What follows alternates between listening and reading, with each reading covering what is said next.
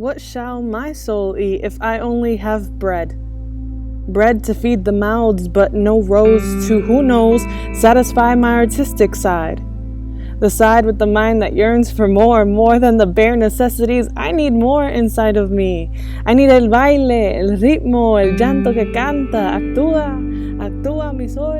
In the streets where my baby feet danced, mill workers from 1912 shined. The overpopulated immigrant city of Lawrence, Massachusetts. Not making enough to feed their babies, but they yearned for more. Roses to satisfy their souls. So they fought for the bread and fought for the roses because no bread, water, or sunshine can fill up what's missing inside. How's the theater? More than a stage, more than a place to smile or cry, but do I need it? Do I yearn to be removed from my storyline through stories in time, or do I just need to rest my eyes? Necesito el teatro? Or is it my soul that's just justifying an unnecessary rose? An unnecessary rose explained by Norm Jones. And your profession?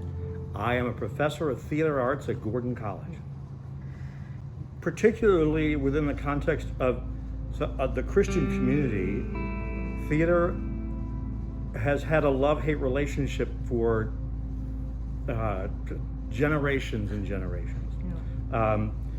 As it relates to my situation, there are a number of ways that this happened. Yeah. Particularly in our culture, theater is seen as the entertainment of the elite. Oh yeah. And rather than something that all can benefit from and help to find a more balanced life, but particularly for Christians, that has been a challenge. They're concerned about the basic element of theater of conflict is frightening when it is so public as it is in theater. Baptizing the imagination of a God-fearing nation, but there's a deeper rose that's captivating the fascination, the rose of the Trinity. Or is it just me longing for unnecessary news that won't heal any physical bruise? Introducing Amy Hughes. So I am a historical theologian of early Christianity. So in a lot of sort of modern Christian traditions, just the entire time period I study is not important. And that's a little bit of a problem, since for lots of reasons. One, because that's part of our family. But at the same time, there's a distance there. And so there's a sense where, like, well, what does that have to do with me now? If it's not pragmatic for my faith, how does it work? And so for me, the like rose is Trinitarian theology, and it in a lot of times I'm talking with people in churches or different things, or students that come into my class, thinking about the Trinity seems like something that you do if you're like an awesome theologian. But like it doesn't really affect me in day-to-day life. It's not something that I understand. If a fourth grader asked me to explain it, I wouldn't be able to. Am I harvesting more than I can chew, or should I be unconcerned? I'm Graham Bird. Mm-hmm. And your profession here at Gordon? I'm a associate professor of linguistics and classics. Mm-hmm. So I teach about languages, and I teach dead languages like Greek and Latin. Mm-hmm. I joke that I teach dead languages because the people I talk to are all dead. They can't argue with me. So I guess I have a couple of roses. I find languages incredibly valuable in that, like yourself, you speak Spanish. Mm-hmm. How do you get to know a person? One way is to understand their language, which brings with it their culture, cooking, literature, history. Music. Yeah, exactly. Mm-hmm. And there are arguments going on all the time about, do college kids need to learn a second language? Mm-hmm. Some of those arguments are quite close to home. Yeah. And sometimes it's hard to persuade people that of the importance of studying languages and cultures. Am I baking too much, or am I sweeping the crumbs off the floor to know more? Your name is? Dan Norton. And your profession? I'm a psychology professor and a therapist. Well, yeah. I mean, there's a famous one in the science of psychology. That's a famous rose, which is, it deemed unnecessary. There was a senator once who picked up on some research project on like love or something like that, and he was like, "This is like the biggest waste of government money ever." Yep. It's such a rose, he would have said, and I think a lot of people look at it that way. Or certain aspects of the mind and stuff. Do we really need to understand that, or is it just like fun to understand it? It is an experience that you're having with other people there, and that there are live people up there doing and saying things that you might not approve of.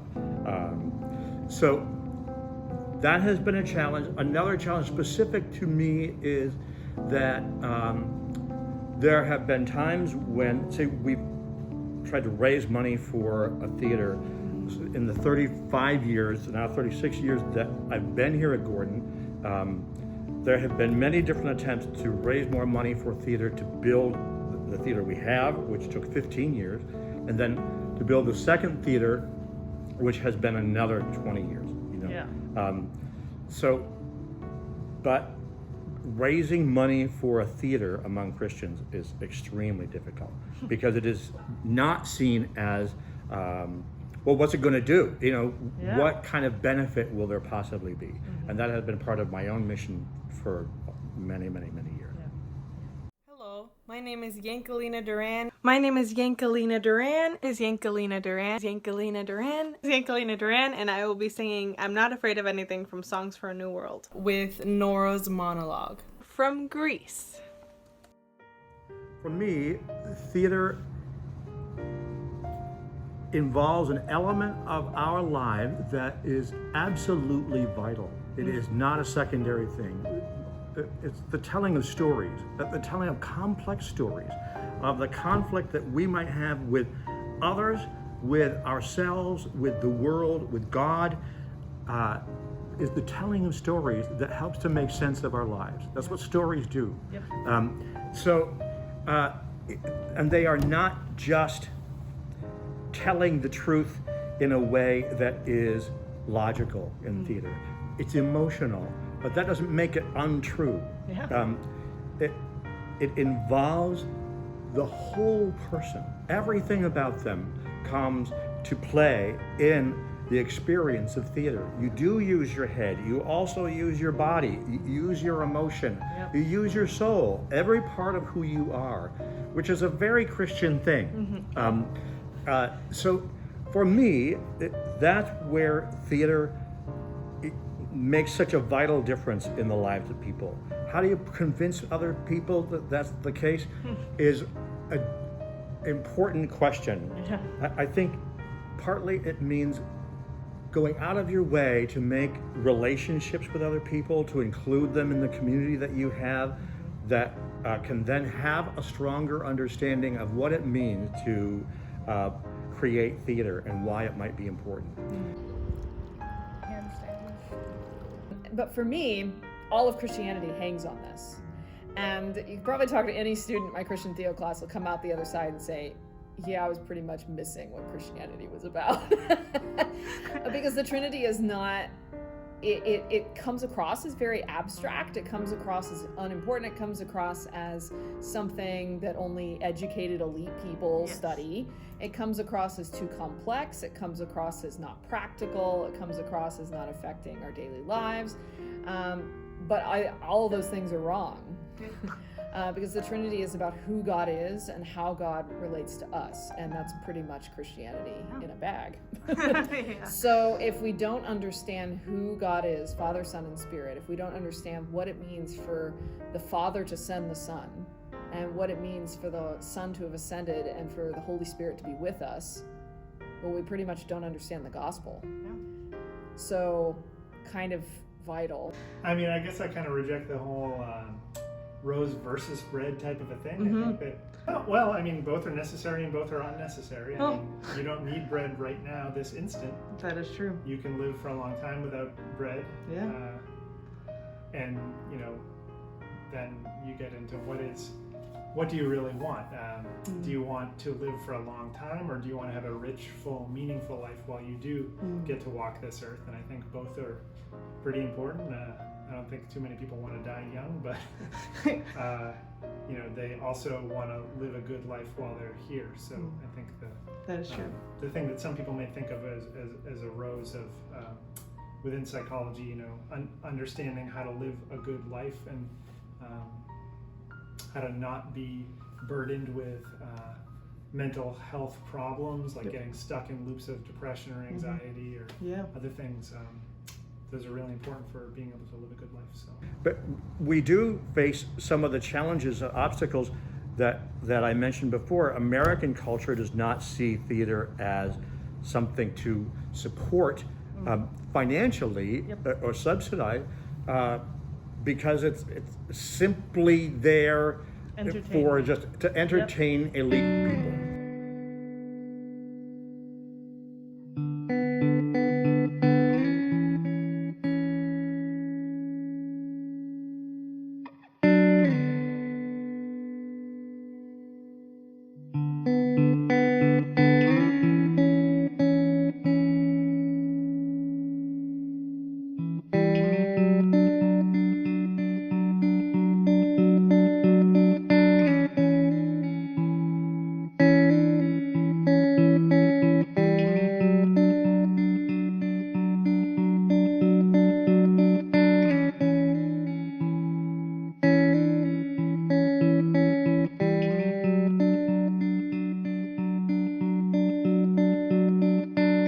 Particularly among Christians, it is an uphill fight, but it is one that I have been involved in for a long, long time. And one of the reasons I teach at a Christian college is so that by teaching and baptizing the imagination of young Christians who are very interested and committed to the arts, that they will carry on, that they will continue to be salt and light in the community.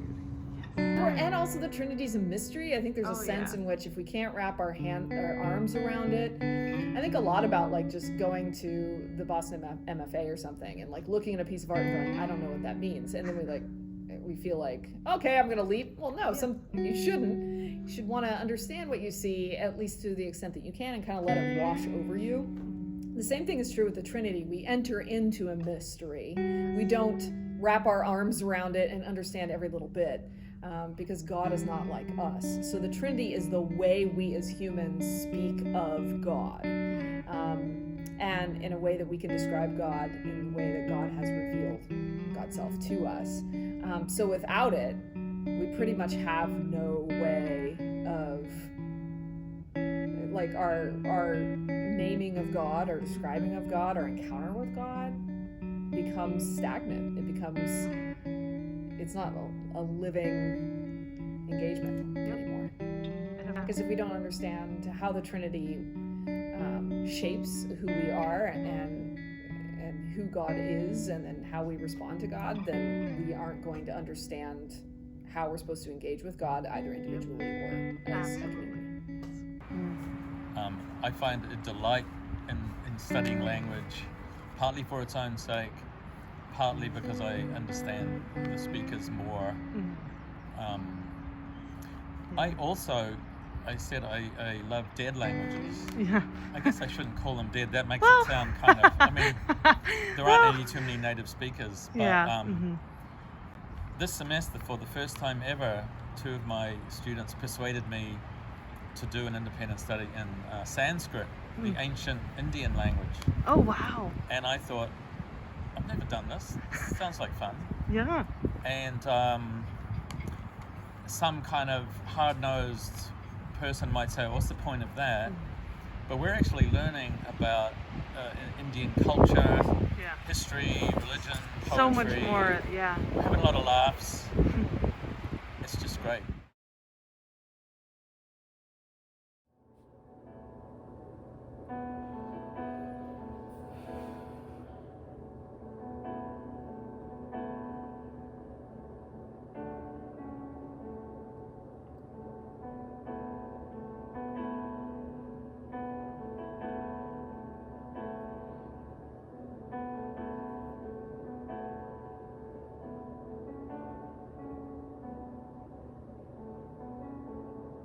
por un momento en tu presencia,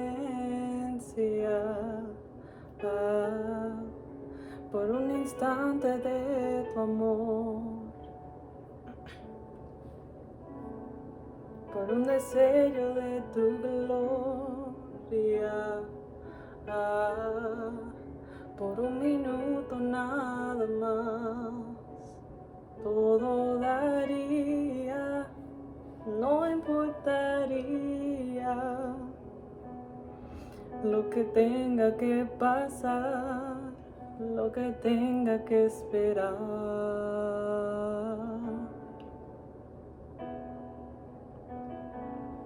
Por un momento en tu presencia, por un instante de tu amor, por un destello de tu gloria, por un minuto nada más, todo daría, no importaría lo que tenga que pasar, lo que tenga que esperar. Tengo hambre de ti, de tu presencia, de tu fragancia, de tu poder. Hambre que duele, que debilita, que desespera por ti. Tengo hambre de ti, de tu presencia, de tu fragancia, de tu poder. Hambre que duele, que debilita, que desespera por ti. Tengo hambre de ti.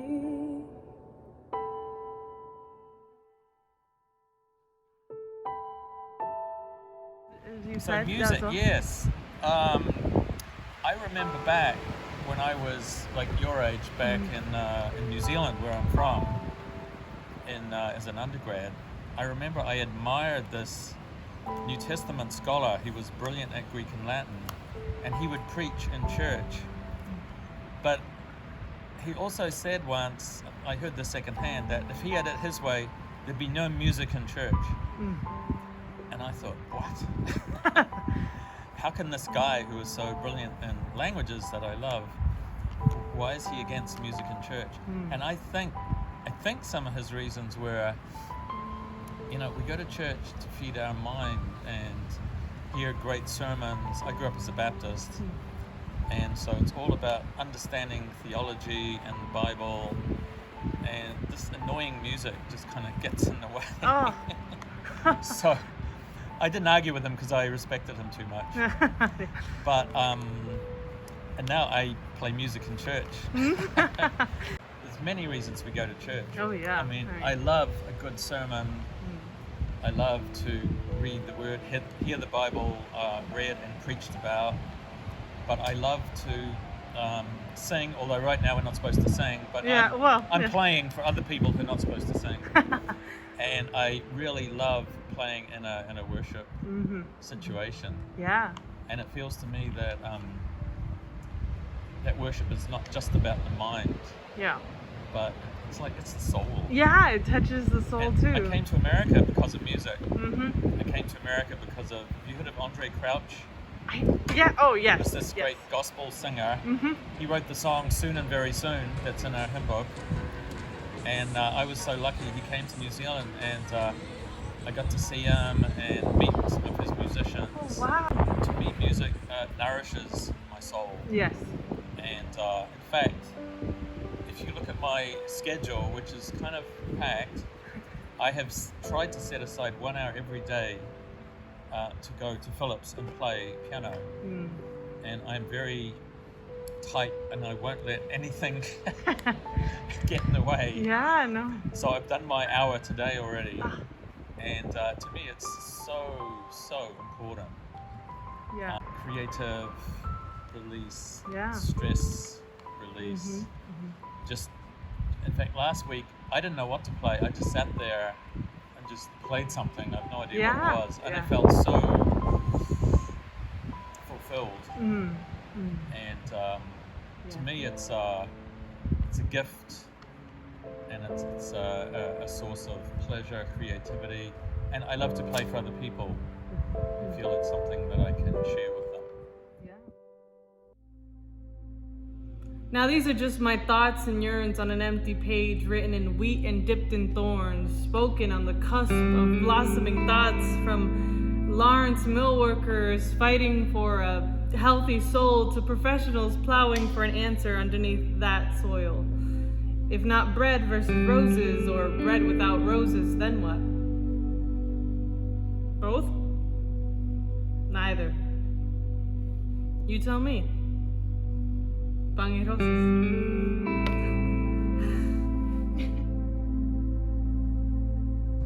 There you have it. Thank you. You're welcome. Thank you. So I You're am. making me feel very relaxed. If I fall asleep, just kick me. Yeah, no worries. Well, can I say first that my wife grew up in Lawrence, Wow. and we met through music. Oh, look at that. We were both poor students, Ah, and we got a gig in a dinner theater in Boston. wow. And Wow. she was a singing waitress, and I was the piano player. Wow. And we worked really hard and divided up all the tips. So music brought us together. Oh in that yeah. way. Yeah.